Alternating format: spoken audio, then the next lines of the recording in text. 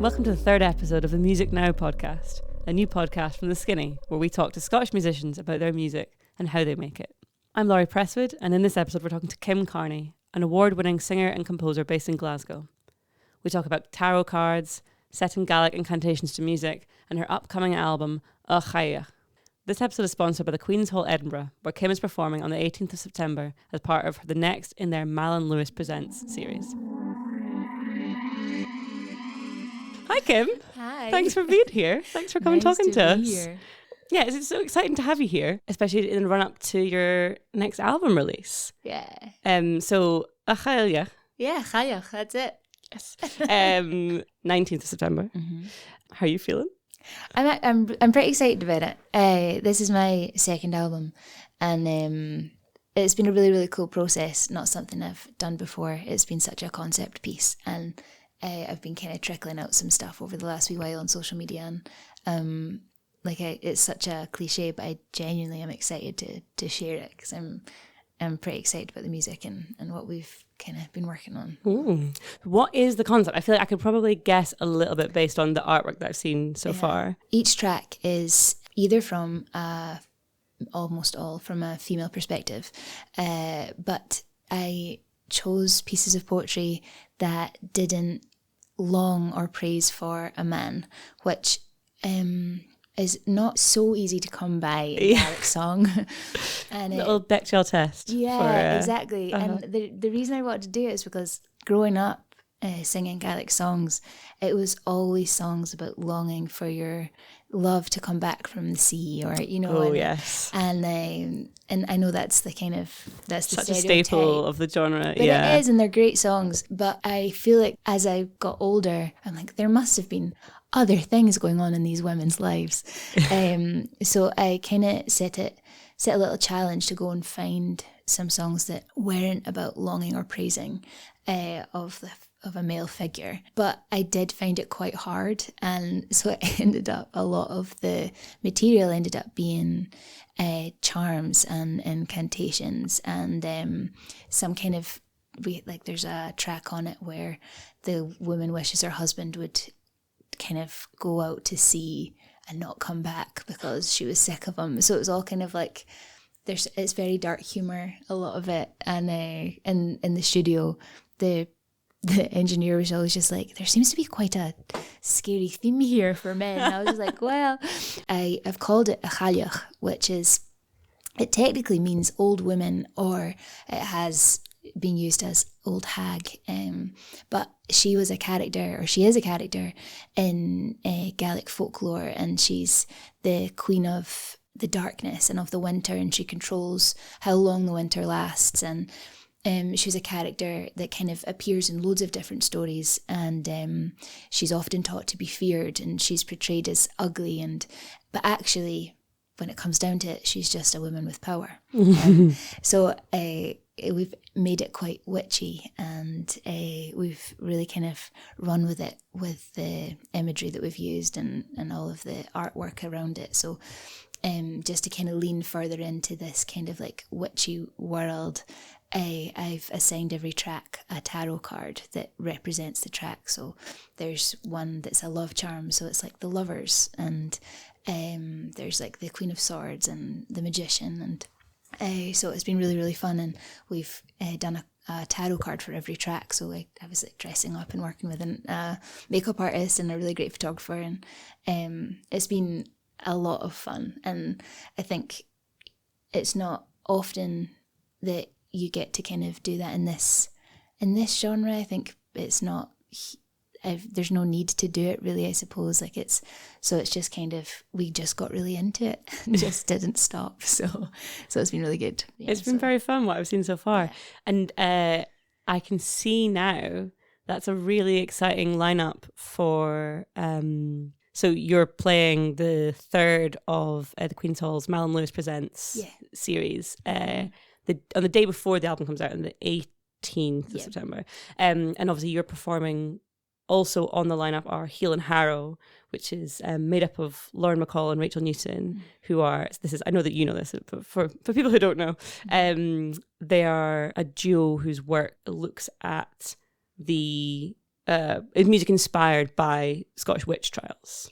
So that's a very exciting bit of programming. Well, do you know, it's complete coincidence too, because when Malin booked us, they didn't know the theme of the album, so it's just it's magical. Written in the stars. Well, I hope that Malin's going to do something. I know, I'll need to give them a shout. Yeah.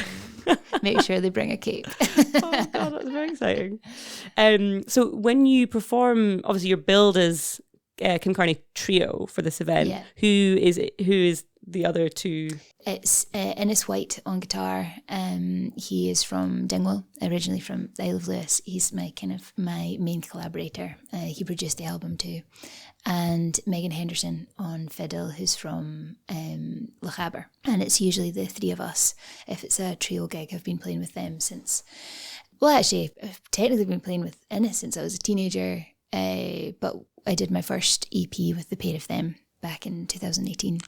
But yeah, I've been singing with Megan since 2014.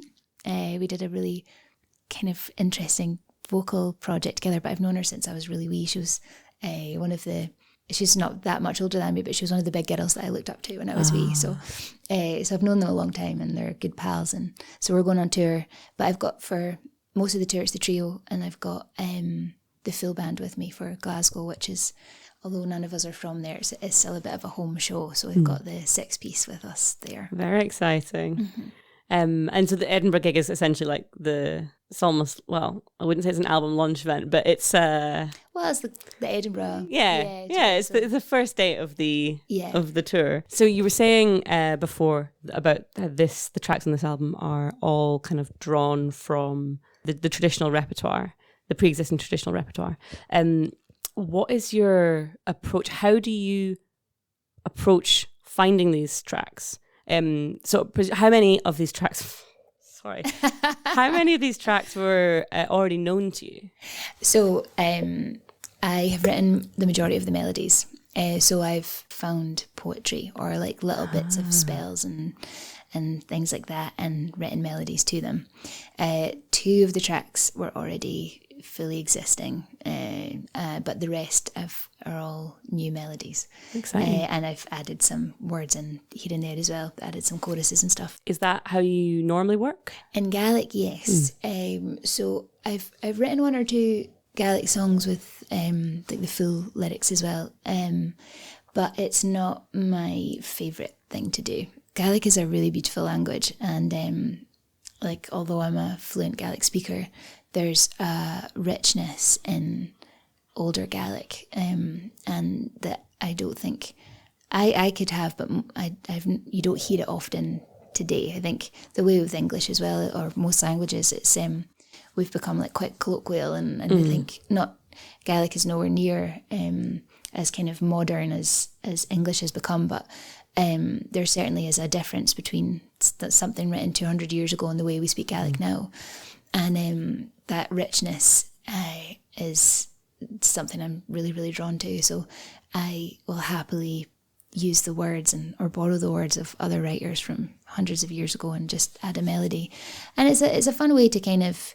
I kind of hate this bringing Gaelic into the 21st century because it's never been gone, do you know? Yeah. But it is a way of having like a contemporary spin on something that we kind of hold so dear and that we celebrate.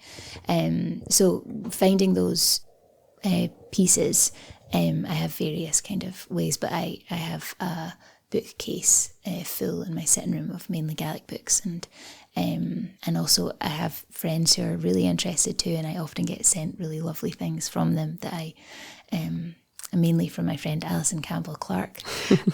She's got a gorgeous way with words too, but she's really into Gaelic poetry, and she often sends me little bits that I've then kind of done a deeper dive into. So yeah, it's a nice process for me, and I just write a melody. And sometimes with this album, this is not something I've usually done before, but I knew that once I realised that there was kind of a theme creeping in of kind of witchiness, I wanted to make sure that I could capture that melodically too. So I sat down with melodies, and maybe took me a little bit longer sometimes than it normally would have, just to make sure that, you know, Love Charm sounded like I was casting a love spell and that kind of thing. And there was also collaborators on this album that I knew I wanted on various tracks or a various of a certain sound to a track. So for the first single that we had out, Or an Abeis Siamile, I wrote that melody with Seckou Keita in mind, because I know how he sings and how he plays, and to naturally fit to his style and approach. So it was a kind of a fun challenge to make sure I was hitting those marks, where before, without all this concept in mind, it's maybe a simpler process. But it was really, really fun to do. So I might do it again. Probably not, but I might do it again. And which tarot card? Like maybe I should have been able to. I don't know much about tarot, which is why I'm showing my ignorance on multiple fronts here. I'm learning too. Which tarot card was that? Did that song relate to? That song was The Moon. Of course. Yeah, of course. And then the next single is The Magician, and but my favourite tarot card that we photographed was Death, and we had so much fun with Death, and. Yeah, and I kind of came home, and that was the last one we shot, because we had to have a lot of dark makeup and stuff, and I had this like big black cape on, and Ailish came home, and she was just like, why do you suit being Death so much? I was like, I am keeping this on for the rest of the day. We're going out to dinner. This is how I'm dressing. When you're writing a melody, I think this applies to kind of all melody writing. Where does it begin? You know, what is the if it's not too broad a question, how do you approach melody writing? I don't think I have a particular approach. I don't think I'd be one to. I think there would be more interesting approaches from other writers. I sometimes will just start kind of diddling a tune, and I'll record it into my phone and come back to it later. With this album was slightly different. With, say, the first single that came out, the Or an Abeis Siamile, I listened to a lot of Sekkou's material and really focused on kind of his rhythm more than anything else. And that's really strong in the track. It's got such a great kind of groove to it. Well, thank you. But I think all I could hear was him singing and playing. And we actually, when I recorded it, I was like, this will definitely work with Seckou. And I actually hadn't asked him. And we recorded it as a band. We left space for him. I didn't even think of a plan B in my head. And it wasn't until Innes met him randomly at something in England. And he was like, oh, Seckou, we've actually recorded a track specifically with you in mind, and I've left space for you. And he was just like, great, send it over to me. And I was kind of hoping that we would get him in Glasgow, but he was back home in Senegal when he ended up recording it. So he recorded it there in studio, and it worked. So I think it wouldn't matter what you sent him, he would make magic out of anything. But the melody for that very much was, I had to kind of focus a little bit more and play around with things and make sure it lent to what the kind of world music sound that I was. But usually I just sit down at the piano and bash out some chords and see what comes of it. And the amount of times I've written like total hits that have existed for more than 30 years, like, you know, and I'll be like, God, this is really, really good. And I'm like, this is a really famous Beatles song. And I'm like, okay. So it's just it's all kind of chance for me. I did that once. I was in a fiddle tune writing workshop, and I can't remember what it was that I'd written, but it was like, it wasn't this, but it was some. And then we all at the end had to play your composition. Yeah, and it was something like, and the chair was like, you've basically written like, what would you do with a drunken sailor? I don't know if it was yes. that, but a hit. Yeah, a hit, exactly. You wrote a hit. Do you think there's a difference then between songwriting in Gaelic and in English? Yeah, and that's actually one of the reasons. So my first album, and So We Gather, there's Gaelic and English on the album, and I probably, if it wasn't COVID at the time, I would have separated the languages then. But everybody was so uncertain whether we would gig again, and I was like, well, this might be my only album. So I put both Gaelic and English on that album, thinking this is a record of time, and I'll have it there for where I was at as a musician at the age of 25 or whatever I was, and I'll always have that to look back on.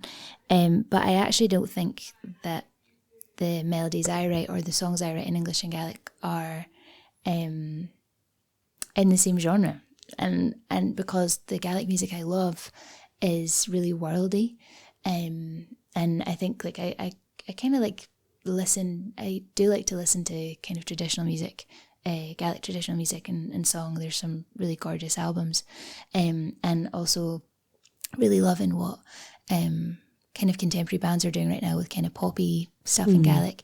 But I love world music, and it lends so well to Gaelic. My favorite band is Capercaillie. Like I just love them, and what they've done with their kind of collaborative stuff over the decades has just been so special. And I kind of always kind of had in my head that I would like to explore that. So the stuff I write for Gaelic it feels very, very different to the stuff I write in English. So from here on out, my plan anyway, although it could always change I suppose, is to always keep them separate, and enjoy the two kind of different sounds, and try not to weld something together that might not necessarily be the right fit. So in English, I really love kind of indie pop and kind of singers like Lizzie McAlpine and Tiny Habits and Truesdale are all my favourite. Jensen McRae at the moment, and that's the kind of music that I would like to create in English.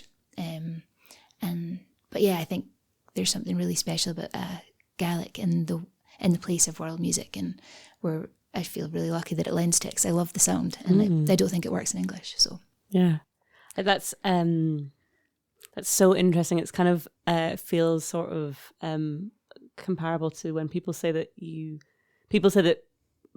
bilingual speakers will have like a different personality in different languages. Yeah, it's so funny that you have that different personality, not only as maybe as a person but also as an artist. Yeah, and I think it's also quite like respectful of the fact that like Gaelic song is a genre. It's not just singing but in Gaelic. It's got its own kind of, I mean, as far as I understand it, it's got its own kind of tradition and its own kind of rhythms. So I think Gaelic there's the kind of traditional Gaelic genre, and that is surviving and going well, and we're all doing our bit to kind of uphold that and celebrate it. But I think often people do think that Gaelic is a genre, and I think that and it puts people off Gaelic music. Yeah. But actually there's Gaelic is a language. So there's people doing kind of pop music, world music, traditional singer-songwriter stuff, and also like Valtos and Nightworks are kind of doing more like dance and electronic stuff, and there's so much scope. And now people are and have been for decades really kind of, I mean, Runrig, like they were like a total rock band, and they put Gaelic on the map across the world. And yeah, so I think it's cool because now when you go to Scottish festivals, it's a different world at Scottish festivals to the rest of the UK. In my experience, it's all young folk, and we have thousands of people jumping around to either kind of that classic Scottish West Coast Gaelic pop sound that has been doing well for years, or to like that kind of new dance music in Gaelic. And there's this huge amount of young people coming up singing along. And you're like, that's really cool, because that didn't exist when I was wee. Yeah. And liking Gaelic music when I was wee was not cool. Like, yeah, we had to fight. But now you're like, oh, that's class, because people are seeing it in a broader stage and like in a different way, and it's pretty cool. Yeah. I mean, I've always thought it was cool, but yeah, more people are now realizing it's cool. Yeah. It's fascinating for me seeing the kind of changing demographic in kind of gigs, in kind of trad audiences generally, but it's specifically, in like kind of music in Gaelic. Like a Valtos gig is probably one of the rowdiest gigs I have been to in a decade. Yeah. Oh my goodness. actually, I was told I wasn't allowed to say these things in public. I've seen things at Valtos gigs that I was told I wasn't allowed to publish in the magazines. Great. But that's it. Like when Nightworks did their last gig last year, the year before, in Glasgow, and they sold out. I think it was the O2 that they sold out. Yeah, I was there. Yeah, the O2. I missed it because the next night I had a really big gig, and I didn't want to ruin my gig for me. Yeah. And I know I would have ruined it. Nightworks would have given such a good night that I would have ruined the Saturday night. But my partner went, and a bunch of our friends went, and it was like they'd come home from like the one of like the like highest end, or like kind of like a very popular DJ set in London or Berlin. Do you know, like the way that their night went? And I was like, you went to see Nightworks, and that these like guys from Sky, and they gave you like the night that you would fly to Berlin for like one of those nightclubs. Like they came home and they were like, that was the best night of my life. And you're like, that's really cool, because you were dancing to Gaelic music all night. And a lot of them spoke Gaelic, but a lot of them didn't. It's actually kind of funny. There's a huge, and I don't know where this came from, but I've got a couple of medic pals, and so many of their friends, and I don't even mean a handful, but like most people that they train with are Nightworks fans. And I don't know if it's because it works when you're in surgery, but all of these people who don't have a word of Gaelic are coming in because they love specifically Nightworks. Like they love it. Fascinating. So it was like their last night, I think, was like a sad day for a lot of people. So yeah, I don't know, they might come back. We're all crossing our fingers. Yeah. I mean, these days, people, when is anyone truly? They're so young as well. How dare they retire? Exactly. So, in terms of the process that you've just described, how did that look when you were writing the opening track? You can do it. Uthg Ian Lochd. Yeah, Uthg Ian Lochd. That track, I had an idea for it pretty late on. I think it was maybe the last track that we recorded, and it's a really short track. And there's a couple of bands who've I really, really love it. It's like almost like a forward to a book. Like it felt like, okay, let me just kind of set the scene, and it was really fun. And my biggest kind of draw was, I thought I like a Bon Iver or Billie Eilish sound would be cool in Gaelic. So is this kind of late Bon Iver? Late Bon Iver. Yeah, okay. Yeah. And so kind of like his Moon track, do you know, or Creeks, that kind of vibe. And so it was actually it's just my vocal on the track, and we very much Bon Ivered it, is how we were talking about it. We just kept layering my vocal, and Innes did magical things with keyboards, and it was like kind of turned my vocal into these sounds, and he used some synths, and it's this track that it kind of sets up the scene for the whole album, and it translates as the wicked who would cause me harm, and the woman is expressing all the things that she would do to this man who's harmed her. And it's really dark. It's like it sounds like a spell.